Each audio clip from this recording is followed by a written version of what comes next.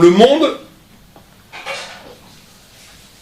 la totalité par rapport à la Torah. Donc tu te mets en étudiant la Torah, tu t'échappes au destin du monde. Il n'y a pas de destin. En mazal d'Israël. En mazal d'Israël, quand tu es dans la Torah, pas forcément les mitzvot. Mais comment on va dire tout simplement que la manière dont la mitzvah est faite, parfois une mitzvah est faite de manière complètement intéressée, de manière complètement déformée. Ça ne parle pas de ça. C'est sûr. Quand c'est fait par les Shamaïm, le Messiah Tchécha, ça c'est même la Torah. Le Messiah Tchécha dit tous ceux qui étudient la Torah pour avoir du kavod, ce qui est très compliqué parce que la première pshat de la Gemara, c'est pas comme ça. Et pour avoir de l'argent ou du kavod, il aurait mieux valu qu'ils ne soient pas créés. Comme ça dit le Messiah Tchécha, il aurait mieux valu qu'ils ne soient pas créés. On est quand même mal barré. Parce que quand même la tentation d'étudier la Torah pour avoir du kavod, elle existe. Le kavod, c'est la pire des choses. C'est la chose la plus dure à combattre au monde. Le kavod, c'est le Yetzara le plus fort au monde. Et de loin. Parce que j'ai vu beaucoup de gens qui sont arrivés à domestiquer l'appétit de la chair, le Yetzara des femmes, même de l'argent. Mais le kavod, c'est terrible. Le kavod, même dans les gens qui suivent la Torah toute la journée, je dis même et encore, c'est intéressant. Et c'est comme ça, on est comme ça, on est constitué comme ça. Il n'y a jamais de mitzvah qui est faite complètement à 100%, il y a toujours, quand un homme fait une mitzvah, ça peut pas protéger, ça protège peut-être selon le niveau de l'homme, non? Là, vous mettez au niveau du niveau de la Kabbala. Lui, il parle en absolu. Il dit, même si tu fais une mitzvah absolument désintéressée, elle va te protéger de façon limitée. Alors que si tu étudies la Torah de façon absolument désintéressée, elle va te protéger totalement. Tu es invulnérable. Absolument invulnérable. Au moment où j'étudie ou pas? Non, ta Torah, elle te protège. Toujours. La Torah que tu as étudiée, c'est ta force. C'est une force qui est inexpugnable. Qui est plus fort que tout. Mais il a raison. Yesh Torah, Yesh Torah, Yesh Mitzvah, Yesh Mitzvah. Là, on parle en absolu.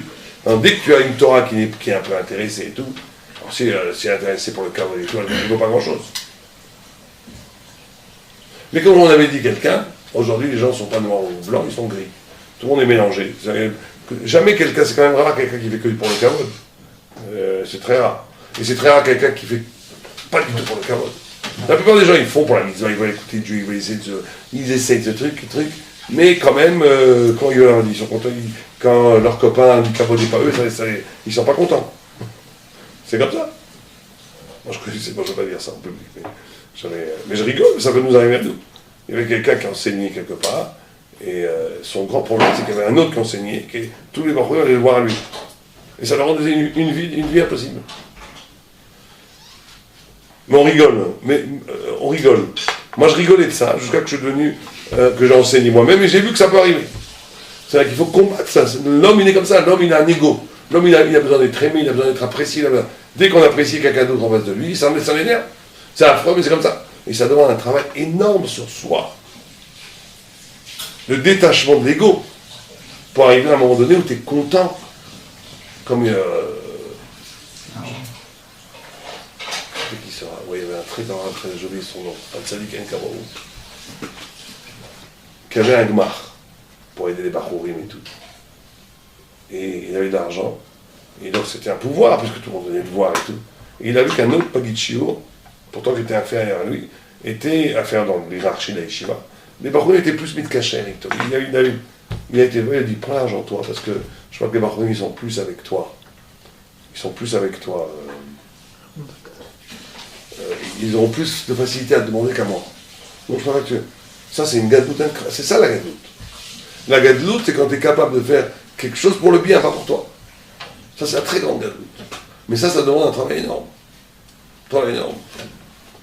Mais en tous les cas, mais là, il ne parle pas de ça, lui. Là, vous parlez d'un point de vue de Moussa, qui est très important. Mais il ne parle pas de ça. Lui, le Maral, il parle en absolu, en concept. Il dit même quelqu'un qui a un tzadikamo. Alors, normalement, s'il est tzadikamo, il a la Torah pour le protéger. Mais en tous les cas, non, mais des fois, des tzadikamo, qui n'ont pas de Torah, qui est des amarétim, qui sont des tzadikamo, qui font des mitzvahs tout le temps. Mais ils ne savent pas étudier, ils n'ont pas de la tête. Eh bien, ils sont protégés comme on fait la mitzvah. Et Torah, Magna ou Matzla, c'est ça le pshat aussi ici? C'est la même chose? Donc, Magna Be'achat Alimut, le Matzla. Mais bon, c'est vrai qu'il y a une différence entre quand tu étudies et tu n'étudies pas. Parce que quand tu n'étudies pas, il y a une protection, mais elle n'est pas totale. On voit que David Améler, l'ange de la mort, a craqué un arbre pour le tuer. Donc, on voit qu'il y a une quand étudie, ne l'étudie pas. Donc, continuons. Il y en a qui ont été tués dans leur limo aussi. Alors, on en arrive à tout. Hein? Niveau. Ou bien, il y a aussi des moments donnés où c'est une Zéa qui nous dit comme Rabbi Akiva, comme Eliezer qui a été tué en de Kidouche. Oh, c'est encore des mitzvot, hein, tout ça. Ouais. Alors, je pensais aux jeunes de Merkazah qui étudient. Ouais. On a les principes. Après on ne sait jamais pourquoi.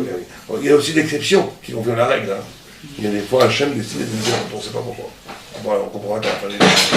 Il y a des gens, ils devaient mourir comme ça, qui touchent Hachem. On ne sait pas pourquoi. Très bien. Mais le principe, il est là. Oh. Donc, il te dit. Donc, Vekol davar sheu sichli eno nofel tachat hazman. Ça, c'est sa grande idée. Tout ce qui est sichli, ça veut dire purement intellectuel, le pur intellect, il ne dépend pas du temps, et comme il ne dépend pas du temps, il est invulnérable. C'est tout ce principe. L'efficace amrou, שהתורה מגינה לעולם, כמו שראוי אל דבר שאינו תחת הזמן, אשר אין לו שינוי. אבל המצווה מגינה לזמן. מפני שעל ידי מעשה הגוף. C'est ce qu'on explique. הגוף יש לו, on a vu tout ça, où est-ce qu'on s'est arrêté? ואמר בית הלכך. Vas-y, continue. ואמר בית הלכך וכולי. כבר אמרנו כי התורה שהיא סדר העולם ודבר שהוא סדר ושמירה הוא שומר אותו מן ההפסד. ולכך אמר שאם יהיה עוסק בתורה ידע שיהיה נשמר מן ההפסד כמו שהתורה סדר וקיום הכל. ולכך אמר בית הלכך תנחה אותך, רוצה לומר, כי בעולם הזה נקרא האדם הולך שאין האדם בעל הנחה כלל. ואפשר שיעשה דבר עד שיבוא לידי עיבוד. ולכך התורה שהיא סדר המציאות שומרת אותו ומוליכה אותו שלא יבוא לידי העדר.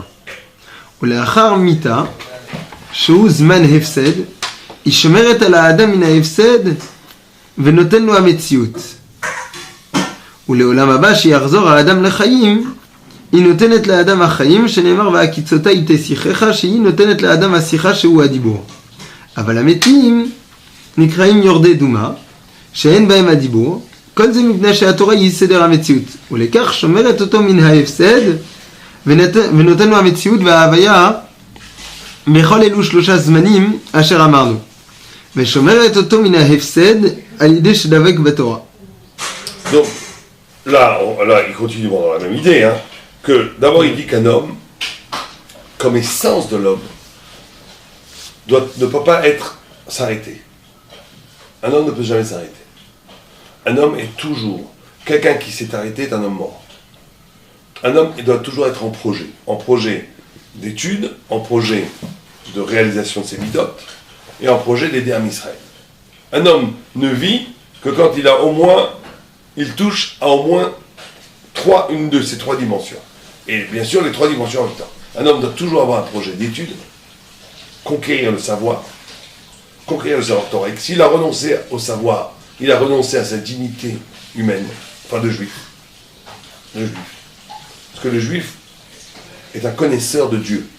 Donc dès que tu abandonnes l'idée d'apprendre la Torah, tu t'es enterré vivant. Un juif est un projet en exécution. C'est pour ça qu'il n'y a pas tellement d'art dans le judaïsme. Parce que les goïms, ils ont mis la sublime dans le fait de domestiquer la matière en lui donnant des formes esthétiques du sublime.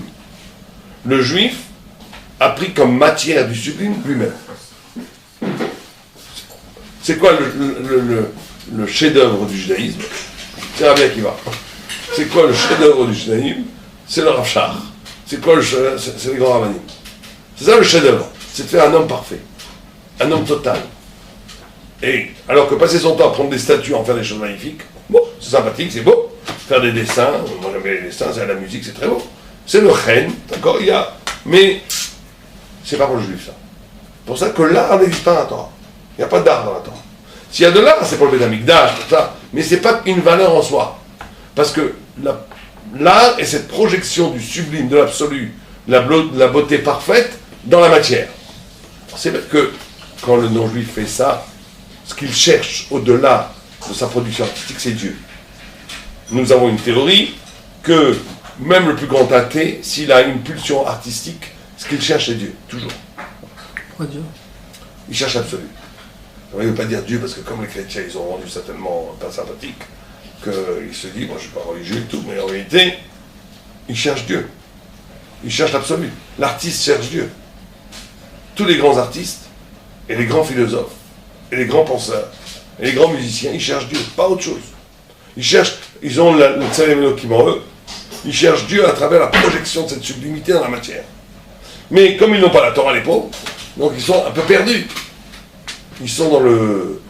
Alors que le juif a pour vocation de faire la plus magnifique œuvre d'art qui soit pas œuvre d'art, qui est de lui-même créer être lui-même sa perfection. Ce qui lui demande 3 directions, toujours, savoir, parce que l'homme est un esprit, c'est au niveau du sérem, conquérir le savoir, la Torah. 2, les midotes, au niveau du cœur. Est-ce que tu es parfait? Est-ce que tu as parlé du kavod? Tu as résolu ton problème du kavod? Tu as résolu ton problème de la libido? Tu es encore attiré par des bêtises? Est-ce que tu as résolu les problèmes de la radinerie, de l'égoïsme? Il y a assez de travail pour tout le monde. Donc ça, il faut travailler. Parfaire, devenir parfait à ce niveau-là. 3, Am Israël. On peut pas, quelqu'un qui passerait sa vie à vouloir devenir un Talmid Chacham et à devenir un tzaddik, à la fin il va arriver au rabbin et dit monsieur, on ne connaît pas ici. Pourquoi? Parce que monsieur, vous avez fait tout pour vous, on s'en fiche, ça n'a aucun intérêt. Si tu le fais pour toi, pour qu'Am Israël ait un srout, ça va, mais il faut toujours avoir à l'actif de Am Israël et même à l'actif de l'humanité tout entière. Sinon on tombe dans une sorte de sublimation de son propre destin. C'est affreux. Tu n'as de sens que comme élément du clan d'Israël. Moshe Rabbeinu, il a donné tout à Israël. Il n'y a pas chez nous l'ascète qui... Et s'il y a un ascète qui se coupe du monde, et même des autres, ça doit être dans sa pensée pour donner du srout à Israël. S'il ne fait ça que pour lui, c'est pour ça que pour devenir juif, la notion de Am Israël est essentielle. Qu'est-ce qu'on demande à un guerre? Un guerre qui dirait, un goy qui dirait, moi je veux bien convertir, toutes les mitzvot je fais tout ce qu'il faut, j'écoute les rabbins, tout ce que vous voulez, mais moi je veux rester un Danois dans mon île, j'ai aucun rapport avec le peuple d'Israël, ce peuple est trop brouillant, il y a trop de problèmes, les Palestiniens, ça ne m'intéresse pas du tout. Je sais que toi c'est la vérité, moi je veux rester un Danois ou bien un Islandais dans mon Islande, ne veut rien avoir à voir avec le peuple juif, mais je veux faire toutes les mitzvot, tout ce qu'il faut faire, je fais. C'est nul et non admis, il ne peut pas être un guerre. Pour être guerre, c'est rentrer dans Am Israël. Aujourd'hui, on a le contraire. Les gens qui veulent rentrer en Am Israël et qui ne veulent pas prendre une mise. Ça aussi, c'est pas bon. Mais c'est plus rare le cas. Mais ce cas pourrait exister théoriquement. Ça ne marche pas. Pourquoi? Parce que l'identité, bien sûr que tout ça est lié. C'est parce que l'identité du juif est liée à la Torah. Et que la Torah est le Seder HaOlam, comme dit le Maral. Et que le Seder HaOlam est lié à toute la collectivité du peuple d'Israël. Et même à toute la collectivité de l'humanité. Qu'un homme qui se détacherait dans sa démarche spirituelle de la responsabilité qu'il a par rapport à Am Israël, et je répète, même sa responsabilité qu'il a par rapport à toute l'humanité, ne pourrait pas arriver à la plénitude de la connaissance et du type de la midote. Ça va ensemble. C'est une seule et même chose. D'accord? Mais revenons une seconde sur cette idée. L'idée que la Torah te donne ce pouvoir du dédoublement. Le dédoublement, ça veut dire que tu es capable de vivre un moment qui est dédoublé. C'est en même temps un moment qui est lié au monde, et c'est en même temps un moment qui est lié à l'éternité. Ça, c'est fondamental. C'est le test du tzaddik. Le test de savoir si tu es dans un vrai rapport de vérité à la Torah, c'est ça. Est-ce que tu es en même temps dans le monde, et tu es en même temps dans l'éternité, mais batechad. C'est ça qui fait que tu es dans le vrai mouvement de Dvekut avec Akadosh Baruch Hu. Un tzaddik, il est en contact total avec le prochain. Dans le moment du problème, même s'il est très bas. Même s'il est très bas. Mais il a en même temps un rapport où chaque rapport le renvoie à Dieu, à la totalité des choses.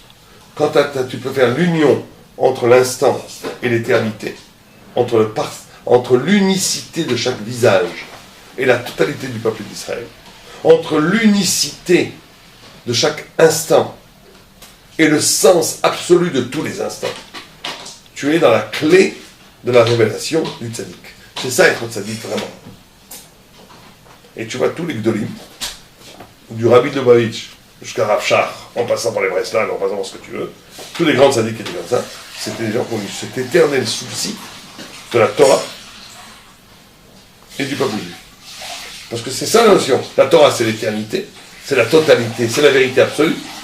Mais tu ne peux pas sacrifier ton rapport à l'autre, ton rapport à l'instant, ton rapport au visage de l'autre. Et quand tu arrives à un certain niveau spirituel, le visage de l'autre te renvoie à l'absolu, et l'absolu te fait découvrir le visage de l'autre. C'est synergique, les deux vont en même temps. D'accord? Ça, c'est très important. Dans chaque chose, il arrive à trouver et à voir l'image de Dieu. C'est pour ça qu'il pourra même être en compagnie de personnes qui vont être beaucoup plus basses, mais il arrive à voir Dieu à travers ça. C'est la même chose par rapport à la relation avec la matière. Ça veut dire qu'il pourra très bien manger Shabbat, mais dans sa nourriture de Shabbat, il trouvera Dieu. Ouais. Alors, est-ce que... C'est parce qu'il dépasse le psychisme, le psychologique, l'émotionnel. C'est pour ça que c'est très difficile. Un tzaddik qui voit, très souvent, le tzaddik il est intelligent aussi d'habitude. Donc il voit le gars il vient, il a un problème. On voit tout de suite qu'il a un problème ce gars-là. Il vient t'embêter avec ses questions. Il y a plein de gens, tu sens qu'il a un gros problème celui-là. La façon naturelle, c'est de dire au gars, t'as un problème, tire-toi d'ici, qu'est-ce que tu me veux, va te faire soigner, reviens me voir. Mais celui qui a en relation avec Dieu, il dit, comme dans la Higuerette à Ramban, cet homme-là a été créé par Dieu, il a un sens. Je ne peux pas tomber directement dans l'agacement que me provoque l'autre. Le fait que je le rencontre, ça a un sens qui dépasse complètement la rencontre. Et donc ça